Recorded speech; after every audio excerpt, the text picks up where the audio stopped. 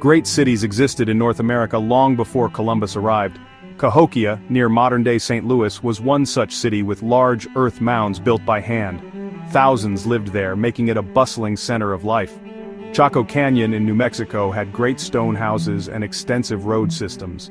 These achievements show advanced societies thrived long before Europeans came. Many once thought Kansas had only small villages, overlooking the possibility of large settlements.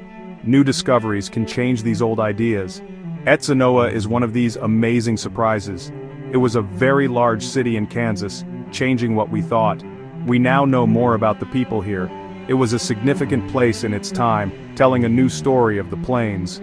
This lost city was once full of life, challenging old views of Native American history. Etzanoa adds a new dimension to the past. History always has more secrets to reveal. Etzanoa was lost to memory for a long time. People forgot about this once great city, and its stories faded over hundreds of years. An archaeologist named Donald Blakesley studied old maps and Spanish writings from early explorers. These documents mentioned a large native town, and Blakesley believed these were vital clues. His research pointed towards something big, a forgotten place. The Spanish documents described a great settlement, said to be very large. Blakesley thought this place was in Kansas. He matched the descriptions to a location near present-day Arkansas City. The rivers and landscape seemed to fit, and the clues from centuries ago started to align. At first, some doubted this new idea as the thought of such a large city seemed unlikely.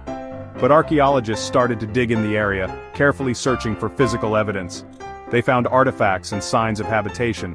The ground confirmed the old stories. Etzanoa was real, not just a legend. A lost chapter of history was being found. Juan de Oñate was a Spanish explorer who came north from the colony of New Mexico. In 1601, he led an expedition searching for a rich land called Quivira. They encountered different Native American groups, some friendly and others wary. Some groups told them about a very large village further to the east. Intrigued, the Spanish pressed onward. Oñate and his men finally reached a big river and saw thousands of native houses stretching for miles. The Spanish explorers were very surprised, not expecting such a large place. They called it a great settlement in their records. This encounter was carefully written down by scribes, becoming a key clue for later researchers.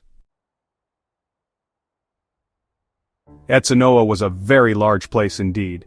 It spread out along the Walnut River and extended along the Arkansas River. The city covered about 5 square miles, bigger than many European cities at that time. The location was chosen carefully for resources. Water and fertile land were abundant, supporting a large, settled population. The people of Etzanoa were likely ancestors related to the modern Wichita tribe. They lived in distinctive round houses made of grass and wood. These homes were grouped together in clusters, forming different neighborhoods. Their homes were well suited to the climate, and they were skilled builders and craftspeople. Archaeologists have found many interesting artifacts at the site. They have uncovered pieces of pottery and many stone tools. They discovered items used for farming, showing that people grew crops like corn. Beans and squash were also important foods, and they hunted bison on the plains. The city showed clear signs of careful organization. There were likely respected leaders in the community. It was a complex society with rules where people had different roles and responsibilities. Etzanoa was a thriving, well-ordered place representing a sophisticated native culture.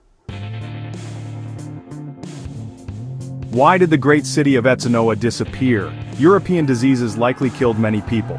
Native Americans had no immunity to these illnesses. Smallpox and measles could be devastating. Conflict with other tribes might have occurred, and the arrival of the Spanish also caused disruption. The people eventually moved away from the site, and the city was gradually abandoned over time. Today, dedicated scientists are still learning about Etzanoa. They dig very carefully to find more clues.